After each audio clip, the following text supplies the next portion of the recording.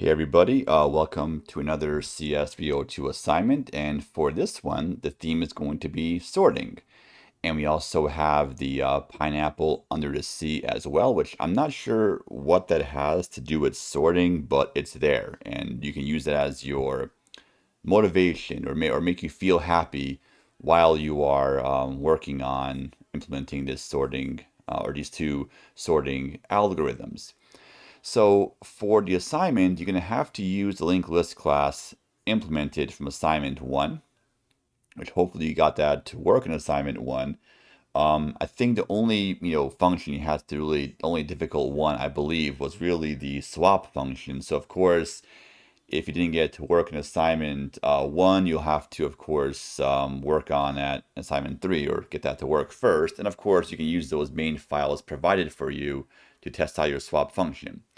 So this assignment, basically you have to submit three files. It's going to be the ll.cpp. You have to submit a file called selection_sort.cpp and then quicksort.cpp. So those are also included in the end of the PDF, the naming conventions of those. And of course, CodeGrade will remind you if you made a mistake naming the files, it will let you know. But you submit those three files. So the selection sort.cpp, you're going to implement selection sort. And then quicksort.cpp, you implement quicksort. And of course, you have to use a linked list object, a linked list of integers, to originally going to read your input through Linux redirection. You're going to read in the file, and then you're going to populate a linked list. And then, of course, using iterators, swapping, you're going to implement these two sorting algorithms. So again, these two links right here in the PDF are there, so you can look those over. So it has nice text, nice content on selection sort and quicksort. It has some code as well, but the code is written in a vector or array form, which of course you can use that code as your guide to help you, but you have to modify it to work for linked lists. So again, it'll be a bit of a challenge, but there is some similarities. We have to, of course, be able to translate this really from the array version to the linked list form. So I'm going to right now go over just sort of a visual representation of how to see how you implement selection sort and quicksort. Then I'll go over some test compilation and running so you can see how you would actually test and run your code. And then that will be the end of the video. So let's go ahead and now just sort of go over selection sort and quicksort. Okay, so for selection sort, suppose you have this linked list of integers right here. So you have several nodes. Each node contains a number. So you can imagine 3, 1, 7, 2, 5, 4 would be data fields in each node. You have these left and right pointers, your dummy node, and so forth. But I'll leave that part out for right now. Now, of course, you'd read this integer list from a file most likely. So you have to use Linux redirection to read in the file. And that file would have everything white space separated or end of line separated. So of course, very simple to parse the input file using C++'s input stream operator or the extraction operator. So once you have your linked list, you read in 3, you push back 3, you read in 1, push back 1, read in 7, push back 7, and so forth. You then have this linked list right here.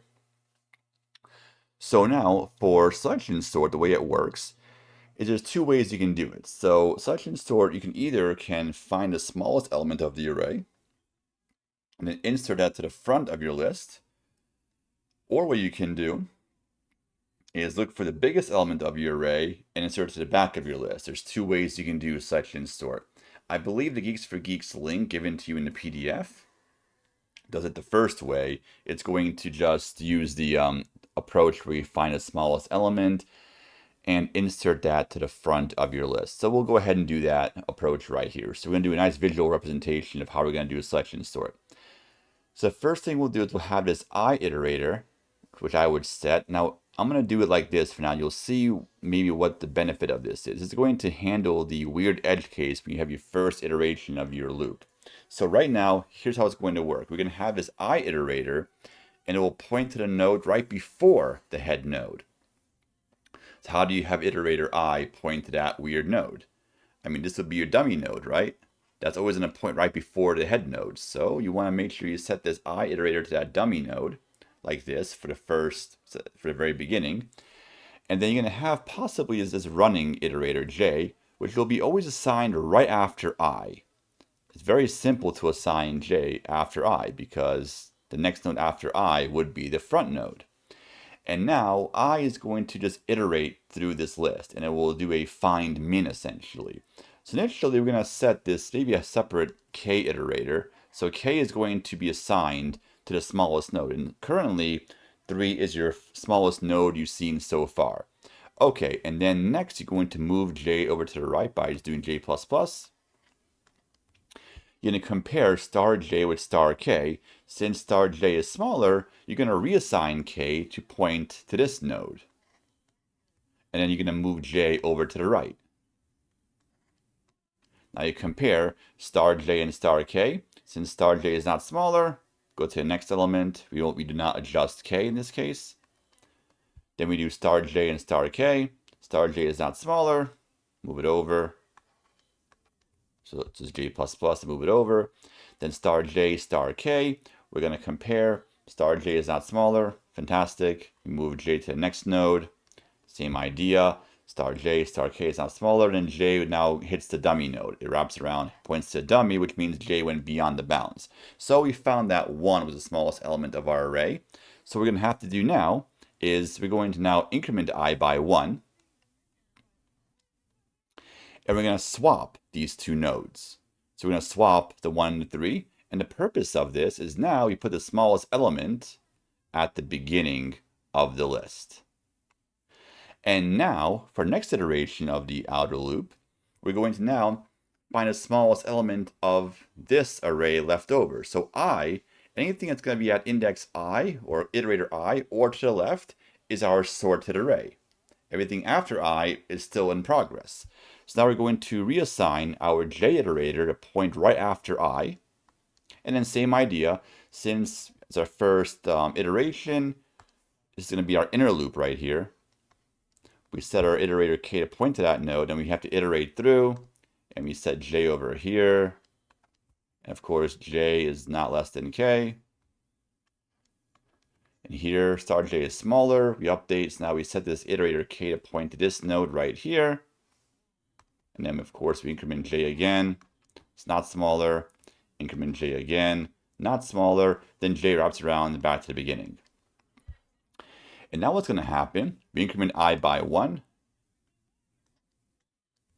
And we're going to swap these two nodes. So now 2 will get put over here. And then 3 is put right there. And now we can see here that elements from the beginning up to index I is our sorted array, and these elements right there are unsorted array. That's going to be the pattern. So every time the outer loop is going to simply restart the inner loop by always setting j right after I. And this inner loop is simply doing a find min. And whenever a smaller value is found, so initially you always set k to j initially, and as we iterate from j to the end, whenever star j is less than star k, we assign k to that new node in our linked list. At the very end, we just swap, we increment I by 1 to the right, and then swap I and k nodes. And until eventually, once I hits the end node, we're done. So that's sort of how that works. That's how we, one by one, do this. Now, of course, you also can do it in reverse by finding the biggest element, moving it to swapping it to the rightmost position. But that's sort of one way of doing selection and sort. So hopefully I gave you enough help here. So let's go ahead and now talk a little bit about how we can implement Quicksort using our bizarre linked list implementation. All right, so for Quicksort, the way it's going to work is, as you know, it's going to be a recursive function. So you have to be able to pass in all the elements correctly. So for Quicksort, I would imagine you would have 3 parameters. You'd pass in your linked list object by reference, and you would pass in the sort of the left and right endpoints. You want to know which part of the linked list is currently being sorted. So initially, the entire array is passed in as always, but you would pass in L and actually I'll use blue for L. So L and R. So you pass in 2 iterators because you want to tell Quicksort the range of the array you want to sort. So right now, initially, you would pass in L would be the head node and R would be your tail node. So the first step, remember, for our version of Quicksort, how we did in class, we always assign leftmost as our pivot because it's the easiest pivot to choose, and it turns out that it works just fine. So you could actually create an iterator, call it pivot, and just assign it to that leftmost position. Now remember how Quicksort works? We're going to first set our I iterator to go right after L, and then J will be right where R is. And now all we're going to be doing is we move I as long as star I is less than star pivot.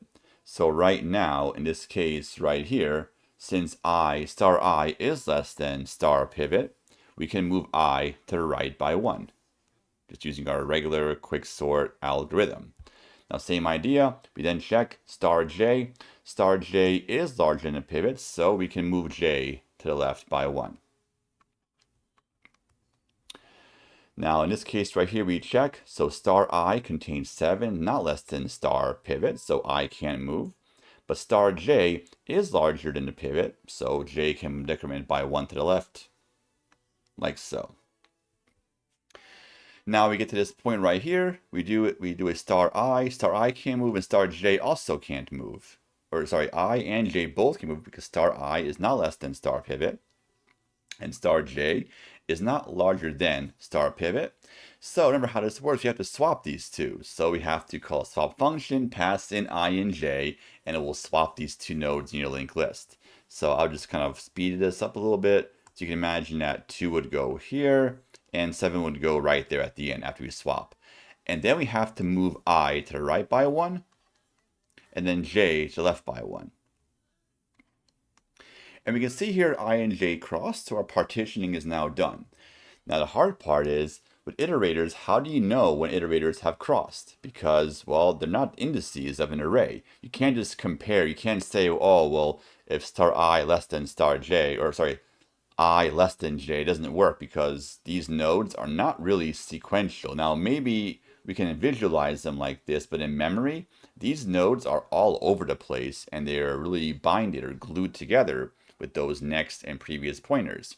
So you have to think about how do you determine that I and J's have crossed. Very interesting. So you have to, of course, figure that out. But once that happens, you now partitioned. Now you have to swap the pivot with whatever's in J. So the result of this will be 2 goes here,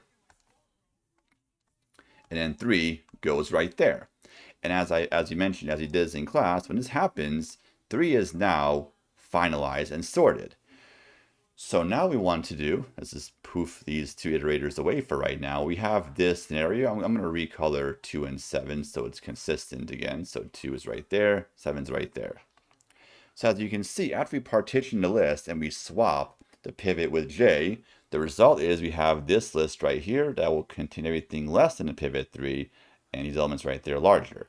So you have to now call Quicksort on the 2 sides. So you call Quicksort, you pass in L, and J was right here originally, right? So J was right here. So we're going to call Quicksort and pass in L, and pass in the node to the left of J. And for the other Quicksort function, we're going to pass in the same R, but we're going to pass in for L, we're going to pass the node right after J. So we're going to pass in this L in right here, and then I can poof J away.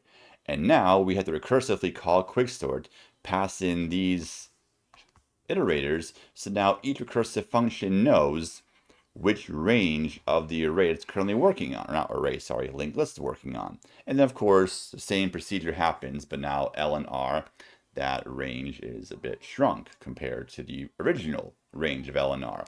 Then again, once you have either an empty list or a size 1 list, you can stop. So right here, in this case, we have a size 2 list. We have to keep working. Here with size 3 list, have to keep working.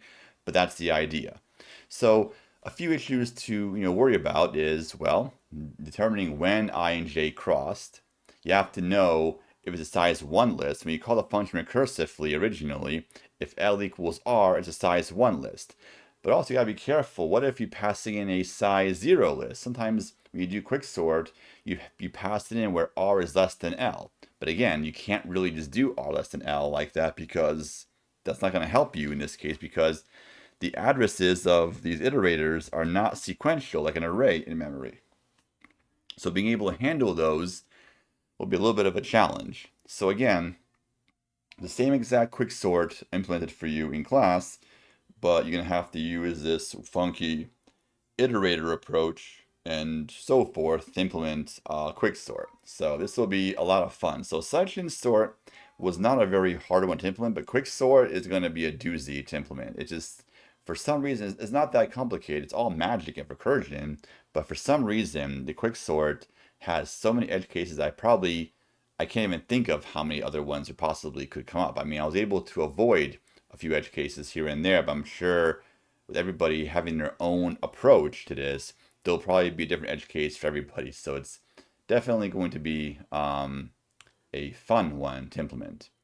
So anyway, let's go ahead and now just go over how to compile and run this code. Okay, so for running your program, let me show you the input files you'll be given. So these will be the same input files you're going to use on CodeGrade. So input 1 contains 10 inputs, input 2 contains 100, input 3 contains 1,000, input 4 contains 10,000. You also have to make sure your program handles duplicate numbers potentially. Now, again, that's not a big issue to worry about, but you want to just be able to handle duplicates. So that's all, just FYI, I suppose. So to run your program, what you can do, you just do g++ ll.cpp, and then your selection sort main.cpp, and you hit enter. This will create a.out. But if you want to just be able to name your executable file differently than a.out, you can just use the O flag and just say s sort for selection sort. And to run this, /s sort. And of course, to feed in the input, you would use redirection symbol input 01.txt. So what happens is, instead of using a file stream, this is going to redirect it where now cin is going to be reading from this file. So you can use cin variable, and you can treat cin in this case like an input file stream variable, but cin will be the input file stream. And you hit enter, and outputs the list sorted. And of course, you can test it on the other input files as well. And looks to be sorted. Hopefully there's nothing wrong with this, but looks to be okay. And so on. Now you also can compile, you can also do quicksort as well by just doing g++ ll.cpp quicksort, and I'll use the O flag to create Q-sort. So it creates this exe file, not a.out, but this is going to be my a.out basically for quicksort. /Q-sort, pass an input 01. Looks like quicksort's also working. Input 02. Looks like quicksort works, and so forth. So that's how you would build and compile your programs, or sorry, compile and run your programs. So again, you compile the same way like an assignment 1, and then of course you feed the input using redirection. So this is going to just have it where cin variable is going to not read from your terminal, it's going to read from the file. So you do a cin with the input operator, it's going to read in from this file, not from a terminal. So it's just a way to kind of get around file streams, because that's, we don't need to overdo this. This is actually much more simpler. So anyway, again, that's it for the video. So hopefully this video did give you some insight for the program. So I guess happy coding, and until next time.